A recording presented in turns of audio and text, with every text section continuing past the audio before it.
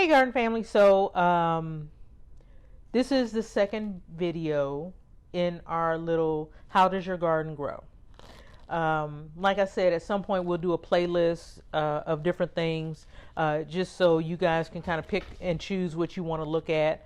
Some people just like to look at gardens and go ooh and ah, and they done with it because they already know how to do stuff and they already know about soil and soil tests and nutrients in the soil and blah blah blah. But for everybody else who are just learning and they just want to get better and figure things out, then that's what the How Does Your Garden Grow series, that's who this is for. So this one is about plant nutrients in the soil. And these are big things because this is your fertilizing. So whether that is organic or inorganic, these are things that have to go in the soil for your plants to grow. And sometimes it doesn't need to be a whole bunch of certain things. There are, whenever you buy, let's say you buy the old-fashioned Miracle Grows shake and feed. That is one of my favorites because I ain't got to think about it, right?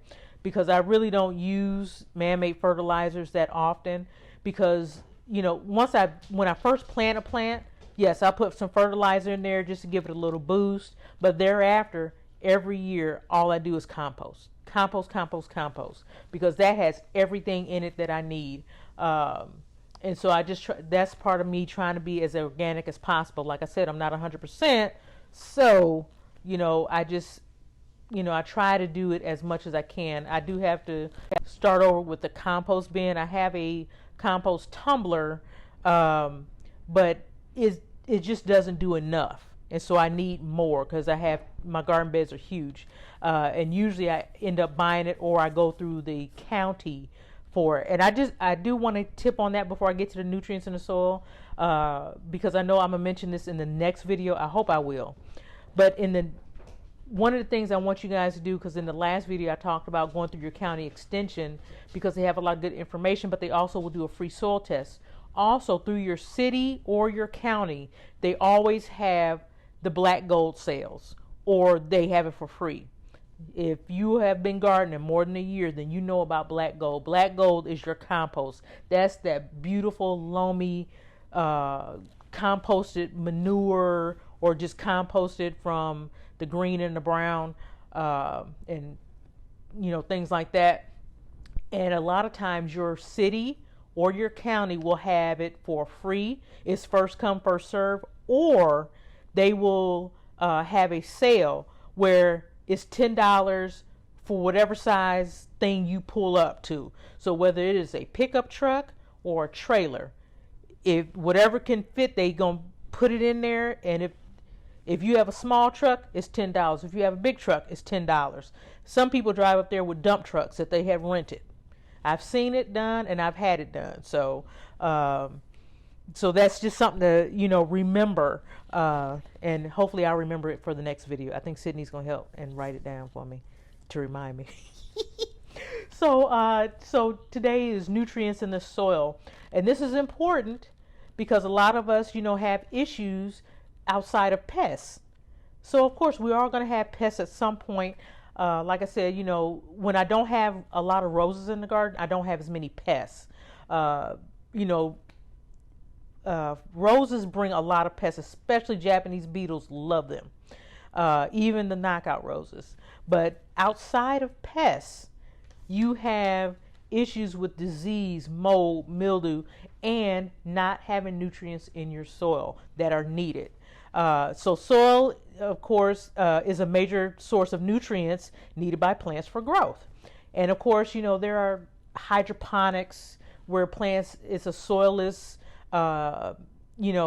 way to grow plants. But those are newer things that people are doing, just because of trying to be forward thinking with saving our environment and so forth. But anyway, so of course, again, soil is a major source of nutrients needed for plants for growth. The three main nutrients, and a lot of people will talk to you about this, is NPK. A lot of gardeners, especially the bigger gardening channels, will mention NPK, and you'll be like, what the heck is that? So N, a capital N, is for nitrogen. capital P for phosphorus, capital K for potassium. And this is also how it is when you work in healthcare, NPK. So again, and that's on your periodic table, okay? What is that, high school? What did we learn that? When did we learn that one? Is that freshman year, I think?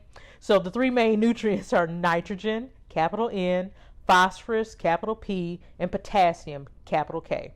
Together they make up the trio known as NPK. Other important nutrients are calcium, magnesium, sulfur. There's also, iron, manganese, zinc, copper, boron. I mean, there's so many trace elementals that are needed, but the big ones, of course, are the nitrogen, phosphorus, and potassium. So as far as nitrogen is a key element in plant growth. It's found in all plant cells, in plant proteins and hormones, and in chlorophyll. Okay, because we know chlorophyll is important, right? Atmospheric nitrogen is a source of soil nitrogen. So some plants, such as beans, or which we can call legumes, they fix atmospheric nitrogen in their roots. Otherwise, fertilizer factories use nitrogen from the air to make the ammonium sulfate, ammonium nitrate, and urea. So soils that are high in organic matter, such as chocolate soils, are generally higher in nitrogen than other soils. Nitrates is easily leached out of soil by heavy rain, resulting in soil acidification. And of course, when you're talking about alkaline and acidic soils and neutral soils, it needs to be a little bit more of one or the other. So it needs to be a little bit more acidic or a little bit more alkaline, and that's what most plants tend to like. Okay, and so I think mine was more on the more acidic side, especially with that clay, and so I really didn't have to amend it with certain things. I just needed to compost so that I can kind of lighten up that clay, because that clay was so heavy. Phosphorus helps transfer energy from sunlight to the plants. It stimulates early root and plant growth and hastens maturity. Okay, and so that's the other big important one. Then potassium, it increases the vigor and disease resistance of plants. It helps form and move starches, sugars, and oils in the plants, and can improve their fruit quality. So if you have fruit trees, if you ever look at man-made fertilizers, again, let's go back to your shake and feed, Miracle-Gro, Lord help me. So Miracle-Gro, you will see that they all have, it'll say 10-10-10 or 10-10-8 or something like that. That is your NPK, okay? That's your nitrogen, phosphorus, potassium levels. Some of the fertilizers, when you look, especially if you start looking at vegetables or trees, things that are specific, fertilizers that are specific towards certain types of plants, okay? You'll notice that the potassium rises or lowers, or the nitrogen rises or lowers, or the phosphorus. And that's because it is trying to make sure that it gives what this particular type of plant needs. So when we're talking about the potassium and we say, hey, it can improve fruit quality, that number, I guarantee, if you go to, look for fertilizer for your fruit tree, is going to be higher in potassium, because it's trying to make sure that you get good fruit. Okay. Calcium, of course, we need calcium. It gives us strong bones, right? Everybody tells you to drink milk, but really, I don't know about that. Because some people are just not, they can't drink dairy, so then you have to run into getting calcium from other things. But anyway, so calcium is essential for root health, growth of new roots, and root hairs. So if you ever look at roots, you have those big, thick, white roots, but then you have all those like little tiny roots coming off of it. That's the root hairs. And the development of leaves. So again, calcium is essential for root health, the growth of new roots and root hairs, and the development of the leaves. And then a note that from the County Extension Service for Gaston County, and in general for North Carolina. But as far as in the coastal areas, it's generally in short supply in the northern coast acidic soils. So that's probably something that you would have to buy separately, or you have to buy a fertilizer that is a little bit higher in calcium, because maybe your soil in your area is depleted of it, or it doesn't have enough in it to provide what the plants need. So that's again where your soil test is very important. And just remember, when you're going to buy a soil test, they, like I said, they can range from $7 to $50 or more. Of course, if you go through your county extension, they're going to give you everything. So it's more detailed, but it just takes a few weeks to get back. But when you're buying a soil kit through your store, if you're paying $7.99, guess what they're going to do? They're going to give you NPK. They're not going to give you the big range, because you just paid $7 for it.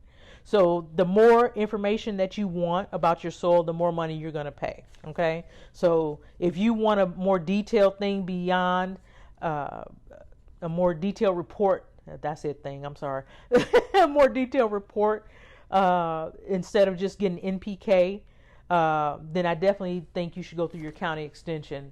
That way you get everything. Another big one, of course, is sulfur. And we all know how that smells. If you don't, you probably don't want to know. Sulfur is a constituent of amino acids in plant proteins and is involved in the energy producing processes in plants. It is responsible for many flavor and odor compounds in plants, such as the aroma of onions and cabbage. So that's good to know. And, I'm getting all this information from the County Extension Service. Also, there's a channel, not a channel, it's a webpage called, or a organization called soils.org. And I may have to go ahead and put that one in the description. And it goes into a lot of detail about soil. Now, me personally, I had to serve on jury duty. This has to do with soil, let me tell you. I had to serve on jury duty for a civil lawsuit for 6 weeks, all because of soil. I know everything that I ever need to know about soil, and I really don't want to know anymore. But it was a real thing, because it was about a golf course and the damage that someone's dirt and silt did to the golf course. And so there are actual organizations. When I tell you there are places that specialize in soil, they specialize in soil.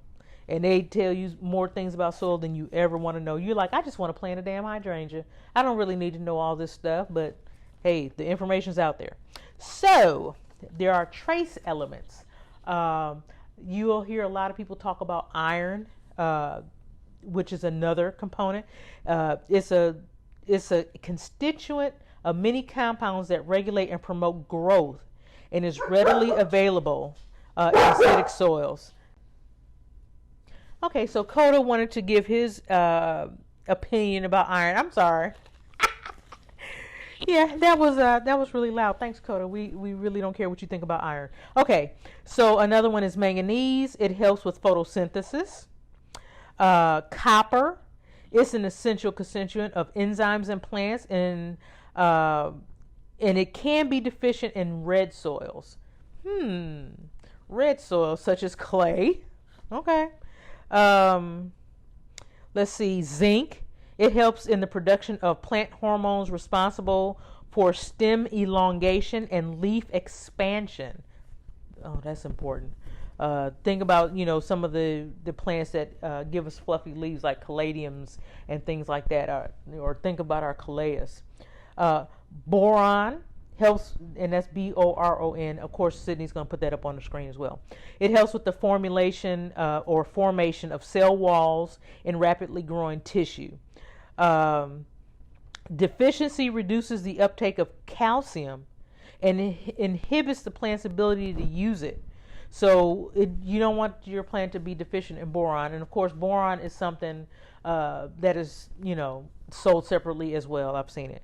Then they have a few other very, very small trace components, but those are the major ones, major elements. And then of course, starting with iron, manganese, copper, zinc, and boron, those are the trace elements. So, those are things that can be slightly deficient in the soil, but we don't want it to be. And of course, when you're with your soils and your pH, when you're getting your soil tests, they're going to come back with your pH, okay? And so your soil pH, let me go ahead and bring out my big book. So I have a great book that I think you should think about trying to find on clearance. And I've had this book forever. I also have, I can't remember. I think the other one is a home and the HGTV, not a HGTV, but it's a house and garden book. I had to find it, but it was a great gardening book. But this one is the Southern Living Garden Book. They also have one for if you live on the West Coast, and they don't call it Southern Living. I forgot what that is. Hold on for a second. Okay, so the sister publication is the Sunset Garden Book, and so that's all a part of the same company, I believe. But anyway, mine is the Southern Living Garden Book, and so this is just a great book. It is almost like an encyclopedia. It says a complete encyclopedia of more than 5,000 southern plants. And so it really is an encyclopedia. I also have the one that is the Southern Living Garden Book. It's different in the sense that it's more about the gardening portion and looking at garden design. So I think that one is the landscaping book. But again, back to your so that was just a recommendation on book. This is just a great book to have. Gardening does not change from year to year, except the varieties of plants that you can get. But soil test is soil test. Nitrogen, phosphorus, potassium is always the same thing, so you're always going to need it. Sun, shade, blah, blah, blah. Okay, so, things just don't change with gardening. That's why, you have people doing the same stuff they were doing back in the 1800s, 1600s, blah, blah, blah. Okay, so as far as soil pH is a measurement of one aspect of the soil's chemical composition. This is okay. I really don't want to get into the science part of it because we're not scientists. We're just gardeners. We just want to put a hydrangea in the ground, So the symbol pH, which is a small p and a capital H, Sydney will have it on the screen, is followed by a number, and it represents the relative concentration of hydrogen ions. Yeah, that's what I said. I know somebody just shook their head like, what? So a pH of 7 means that the soil is neutral, neither acidic or alkaline. A pH below 7 indicates acidity. One above 7 indicates alkalinity. And the surest way to determine your soil's pH is to do a soil test. So acidic soil, most common in regions where the rainfall is heavy. Acid soil is often associated with sandy soils and soils high in organic matter. So they can be mutually exclusive though. Most plants grow well in mildly acidic soil, but highly acidic soil is inhospitable. That means that your plant is just not going to survive in it. East of the Mississippi River, most soils are on the acid side. You can add lime to those soils if the soil test indicates that it is needed. Okay? Because you need the acid. Alkaline soil. That's common in regions with light rainfall. Alkaline soil is high in calcium carbonate, which is lime, or certain other minerals such as sodium. Many plants grow well in moderately alkaline soil. Others, such as Camellias, Rhododendrons, and Azaleas, will not thrive there because the alkalinity reduces the availability of particular elements necessary for their growth. So I have a little bit of the more acidic side, And you'll see that, like they said, east of the Mississippi River. In the South, you can go through most southern yards and everybody has azaleas. Everybody. They just grow naturally. Azaleas, rhododendrons, and camellias. I have had all three in my yard. Rhododendrons didn't do so well, and I really don't like the look of them. I don't know why. I just don't like them. I don't know. Something about the bud. I don't know. But I have azaleas in my yard. I've had more in my yard, but they're really just not my type of plant. I'm thinking about putting some more in the yard just for structure and for the bones of the yard. And then, of course, camellias I just love. They're the first thing that blooms, and they bloom in winter, like right dead smack in the middle or like right towards the end of winter, and they're great. And so getting your soil pH, so, you know, with your nutrients in the soil, get your soil test. It'll tell you if you need any kind of nutrients in your soil, and it'll tell you if you are acidic or if you're alkaline or neutral, which is rare. I had a couple spots in my yard that were neutral, but believe me, that didn't last long. So again, this was just, you know, information on the plant nutrients in the soil and getting your soil test. Make sure you try and go through your county extension if you can wait. That's definitely something that you can do right now because it's so hot. You shouldn't be planting a whole bunch of plants anyway. It's August. Because we got a lot of stuff to do in fall, especially for people who are more up north. You have to start planting bulbs in fall because that is the best time for northerners to do so. People down south, I haven't planted bulbs in the fall ever.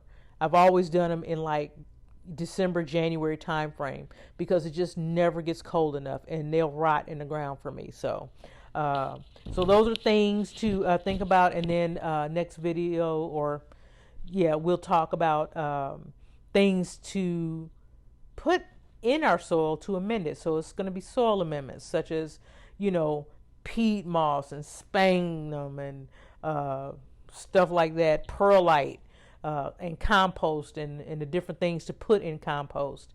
And I think those are important things. And me and Sydney are going to talk about, you know, going to get some shrimp tacos. So you guys have a great evening, and we're going to start working on the third video. Thanks. Bye-bye.